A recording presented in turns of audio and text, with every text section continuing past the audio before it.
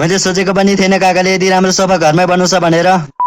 र गाइस सबजना सन्चै होला पक्कै पनि आज चाहिँ म बिहान चाँडै उठ्ने बित्तिकै मम्मीले रक्सी पारिरहेको रहेछ। रक्सी चाहिँ मलाई पार भनिराखेको थियो, त्यही भएर म पनि रक्सी पार्नतिर लागेँ। मम्मीले चाहिँ रक्सी पार भनेर मम्मी चाहिँ खेतमा गएको थियो, त्यही भएर चाहिँ म चाहिँ रक्सी पार्नतिर लागेको। मैले पनि 6-7 पानी त फालिदिएँ। रक्सी पार्दाखेरि चाहिँ गाह्रो हुने भनेको चाहिँ त्यो धुवाएर आँखा पोल्दाखेरि हो, नत्र त खासै गाह्रो त त्यति हुँदैन। मैले भने चाहिँ रक्सी पनि पारिसकेको थिएँ अनि दिउँसोको खानासाना नै खाइसकेको थिएँ, त्यही भएर गरिम भएर बाहिरतिर निक्लेको। घाम भने यस्तो चर्केको थियो कि गरिमले झन्नै मरेको। उता गएर घामपट्टि हेरेको, आँखा पोलेर झन्नै मरेको। घाम भने के साह्रो चर्केको, आजकल भोलि त गरिमले त बस्नै सक्दैन। गरिम पनि यति साह्रो होइन कि मुख नधुइकन त बस्नै नसक्ने, कि त नुहाउनु पर्यो कि त मुख धुनु पर्यो। अनि म नि काका घरतिर चल्देको। यति दिउँसो दिउँसो चर्को घाममा चाहिँ किन काका घरतिर जानु पर्यो भनेर सोचिरहेको होला, किनभने म चाहिँ दिउँसो सुत्ने बानी छैन नि त, त्यही भएर अङ्कल घरतिर यसो डुल्नतिर जाउँ भनेर म नि गइदिएको। अङ्कल घरमा जाँदै थियो, यस्तो गोलभेडातिर हेर्छु, गोलभेडा भने त अझै फलिरहेको रहेछ, अझै मर्ने टाइम भएको रहेछ। गोलभेडा भने मजाले पाकेर फलिरहेको थियो। गोलभेडा सोलभेडा हेरिसकेर अङ्कल भाटातिर गएको। अङ्कल भनेको कपाल काटिरहेको रहेछ। कपाल चाहिँ कसको काट्यो भन्दाखेरि हजुरबाको काटेको रहेछ। एकछिन कपाल काटेको हेरेर म चाहिँ अनि भित्रतिर गएको। भित्र गएर यस्तो हेर्छु त म त दङ्ग परिरहेको। सोफा भने ढुइढुइटा बनाइरहेको रहेछ। मैले चाहिँ देखाएको थिएन, एउटा मात्र बनाएको देखेको थियो, अर्को चाहिँ कहिले बनाएको रहेछ। मात्र होइन है, त्यहाँ टिभी पनि मजाले मिलाइरहेको थियो। अङ्कलले चाहिँ घर लास्टै सफा बनाइराख्छ है, त उसले चाहिँ फोहोर गरेर राख्दा अलिक मन पर्दैन क्यारे, त्यही भएर सफा गरेर राख्छ।